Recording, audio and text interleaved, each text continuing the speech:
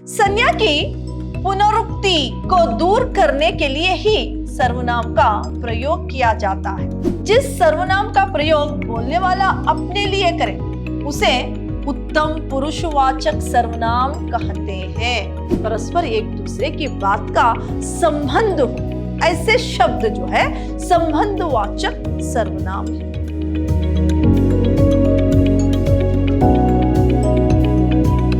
प्रणाम, मैं Rihanna yes, अति उत्तम विद्याश्रम की हिंदी प्रवक्ता। मेरे फर्स्ट सेमेस्टर के बीकॉम के जितने भी विद्यार्थी हैं, आप सबका मेरी कक्षा में स्वागत है। आपके लिए जो इस सेमेस्टर यूनिट 4 के अंतर्गत व्याकरण है, उसमें जो सर्वनाम है, इसके बारे में आज मैं आपको जानकारी दूंगी। सर्वनाम संज्ञा के बदले में प्रयोग होने वाले शब्दों को सर्वनाम कहते हैं। पहले हम सर्वनाम की परिभाषा को जानेंगे। सर्वनाम संज्ञा के स्थान पर प्रयुक्त होने वाले शब्दों को सर्वनाम कहते हैं। संज्ञा के बदले में जो प्रयोग होते हैं, जो प्रयुक्त होते हैं शब्द, इसको सर्वनाम कहते हैं। संज्ञा की पुनरुक्ति को दूर करने के लिए ही सर्वनाम का प्रयोग किया जाता है। यहां पर देखिए, संज्ञा की पुनरुक्ति को बार बार संज्ञा को ना बताने के लिए ही, उसे दूर करने के लिए ही, उसे रोकने के लिए ही सर्वनाम का प्रयोग होता है।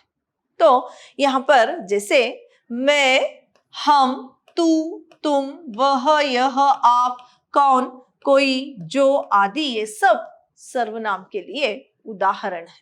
सर्वनाम के कहें, सर्वनाम के 6 भेद हैं। पहला पुरुषवाचक सर्वनाम, दूसरा निश्चयवाचक सर्वनाम, तीसरा अनिश्चयवाचक सर्वनाम, संबंधवाचक सर्वनाम, प्रश्नवाचक सर्वनाम, निजवाचक सर्वनाम। ये 6 भेद सर्वनाम के हैं।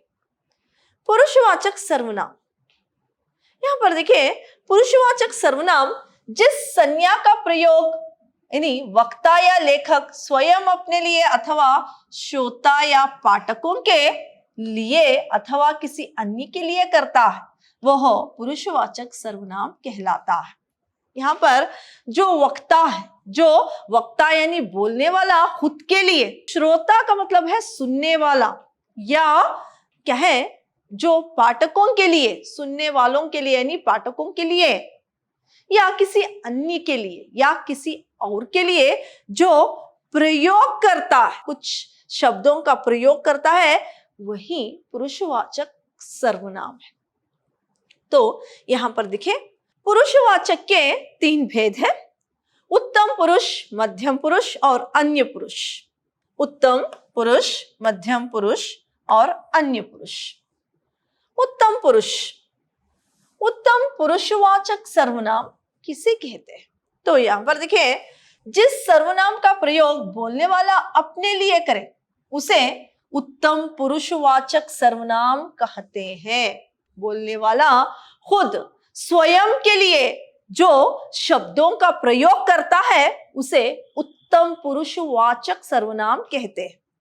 बोलने वाला खुद के लिए जिन शब्दों का प्रयोग करता है वही उत्तम पुरुषवाचक सर्वनाम है। जैसे कि मैं कहें, मैं ये काम कर रहा हूं, खुद के लिए कहे, जो यहाँ पर वो वाक्य कह रहा है, कुछ शब्दों का प्रयोग कर रहा है, यही उत्तम पुरुष है। और जैसे कि यहाँ पर देखिए, मैं, तुम, मुझे, हमारा आदि, ये हमारा घर है। बोलने वाला खुद के लिए कुछ शब्दों का प्रयोग कर रहा है। अब हम देखेंगे मध्यम पुरुषवाचक सर्वनाम। जिस सर्वनाम का प्रयोग बोलने वाला सुनने वाले के लिए प्रयोग करे उसे मध्यम पुरुषवाचक सर्वनाम कहते हैं। यहाँ पर जो वक्ता है, जो बोल रहा है, वो दूसरों के लिए यानी जो सुन रहा है, जो पाठक यानी पाठकों के लिए कर रहा है, सुनने वालों के लिए कर रहा है, वो शब्द जो प्रयोग करता है वही मध्य पुरुषवाचक सर्वनाम है। तो जैसे कि तू, तुम, तुझे, तुम्हारा आदि। ये तुम्हारा घर है। सुनने वाले के लिए कुछ शब्दों का प्रयोग हो रहा है। तू कब आया, सुनने वालों के लिए ये क्या है, प्रश्न वो कर रहा है। यहां पर तुम कब आए, तुम्हारा ही है, सुनने वालों के लिए जो शब्दों का प्रयोग किया जा रहा है वही क्या है, ये मध्य पुरुषवाचक सर्वनाम है। अभी अन्य पुरुषवाचक सर्वनाम, जिस सर्वनाम का प्रयोग बोलने वाला सुनने वाले के अतिरिक्त किसी अन्य पुरुष के लिए करे उसे अन्य पुरुषवाचक सर्वनाम कहते हैं। यहाँ पर बोलने वाला और सुनने वाला जो है किसी और के बारे में जो बातें कर रहा है उसके अतिरिक्त, यानी बोलने वाले और सुनने वाले के अतिरिक्त किसी अन्य पुरुष के बारे में भी जो बातें होती है वो ही क्या है, अन्य पुरुषवाचक सर्वनाम। जैसे कि वह, वे, उसने, यह, ये, इसने आदि। वह उसकी किताब थी, वह लड़का, यानी यहां पर बोलने वाला और सुनने वाले के अतिरिक्त किसी और अन्य पुरुष की बात हो रही है। तो यहां पर वे लोग, यहां पर बोलने वाला और सुनने वाला किसी और की बात कर रहे हैं, तो यही अन्य पुरुषवाचक सर्वनाम है। अब हम देखेंगे कि जो दूसरा इसका यानी सर्वनाम का भेद वो है निश्चयवाचक सर्वनाम। जो सर्वनाम किसी वस्तु आदि की ओर निश्चय पूर्वक संकेत करें वे निश्चयवाचक सर्वनाम कहलाते हैं। इनमें यह, वह, वे यानी सर्वनाम शब्द किसी विशेष व्यक्ति आदि का निश्चय रूप बोध करा रहे हैं, अतः ये निश्चयवाचक सर्वनाम है। निश्चयवाचक सर्वनाम, जो सर्वनाम किसी वस्तु या किसी वस्तु आदि की ओर निश्चित रूप से क्या है, बोध करा रहा है, किसी निश्चित रूप से बोध करा रहा हो, यानी क्या है, यहां पर बताया जा रहा है कि किसी निश्चित रूप से संकेत किया जा रहा है, वही निश्चयवाचक सर्वनाम है। जैसे कि इसके लिए क्या है उदाहरण, यह, वह, वे, ये सब क्या है सर्वनाम। यही लोग, यही किताब, निश्चित रूप से यही किताब उस लड़के की है। निश्चित रूप से यहां पर पता चलता है कि ये किताब जो है वही लड़के की है। तो वे लोग ही इस तरह के काम करते हैं निश्चित रूप से। यही निश्चयवाचक क्या है, निश्चयवाचक सर्वनाम है। आगे अनिश्चयवाचक सर्वनाम, जिस सर्वनाम शब्द के द्वारा किसी निश्चित व्यक्ति अथवा वस्तु का बोध ना हो वे अनिश्चयवाचक सर्वनाम कहलाते हैं। यहाँ पर जिस सर्वनाम से किसी निश्चित व्यक्ति या वस्तु का बोध ना हो वही अनिश्चयवाचक सर्वनाम है। जैसे कि यहाँ पर देखिए, इसमें कोई और कुछ सर्वनाम शब्दों से किसी विशेष व्यक्ति अथवा वस्तु का निश्चय नहीं हो रहा है, अतः ऐसे शब्द अनिश्चयवाचक सर्वनाम कहलाते हैं। कोई, कुछ और, ये निश्चित नहीं हो रहा है, जो निश्चित रूप से नहीं पता चल रहा है, ऐसे शब्दों को अनिश्चित सर्वनाम कहते हैं।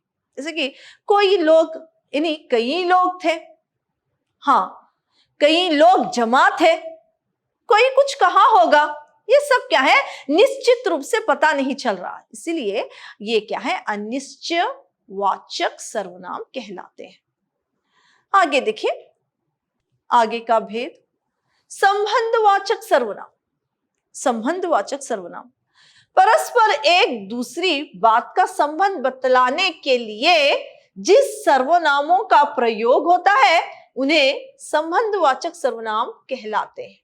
वही शब्द क्या है, संबंधवाचक सर्वनाम कहलाते हैं। जैसे कि परस्पर एक दूसरे की, यानी परस्पर एक दूसरे की बात का संबंध हो, ऐसे शब्द जो है संबंधवाचक सर्वनाम है। और यहाँ पर देखिए उदाहरण के लिए जो, वह, जिसकी, उसकी, जैसा, वैसा, ये दो दो शब्द परस्पर संबंध का बोध करा रहे हैं। ऐसे शब्द संबंधवाचक सर्वनाम कहलाते हैं। जैसे कि उदाहरण के तौर पर जैसी करनी वैसी भरनी, यहाँ पर एक बात से दूसरी बात का संबंध हो रहा है, यानी एक बात का संबंध दूसरी बात से है, तो ये क्या है, संबंधवाचक सर्वनाम है। आगे का जो क्या है भेद है वो प्रश्नवाचक सर्वनाम है। जो सर्वनाम संज्ञा शब्द के स्थान पर तो आते ही हैं, किंतु वाक्य को प्रश्नवाचक भी बनाते हैं, वे प्रश्नवाचक सर्वनाम कहलाते हैं। यहाँ पर देखिए प्रश्नवाचक सर्वनाम में ये संज्ञा शब्द के क्या है बदले में ये शब्द आते हैं, साथ ही साथ क्या है वाक्य को प्रश्न भी बना देते हैं। ऐसे शब्दों को प्रश्नवाचक सर्वनाम कहते हैं। जैसे कि कौन, जैसे कि यहाँ पर देखिए क्या, कौन, क्यों, कैसे, कहां, कब आदि, ये सब शब्द प्रश्न बनाते हैं। कौन लोग थे, किसने कहा, कब आए थे, इस तरह के जो प्रश्न ये जो है ये इस तरह के जो वाक्य हैं वो क्या है प्रश्नवाचक सर्वनाम में आते हैं। अगला भेद है निजवाचक सर्वनाम, जहां अपने लिए आप शब्द का प्रयोग होता है। उत्तम पुरुष, मध्यम पुरुष और अन्य पुरुष के स्वयं का अपने आप का बोध करा रहे हैं, ऐसे शब्द निजवाचक सर्वनाम कहलाते हैं।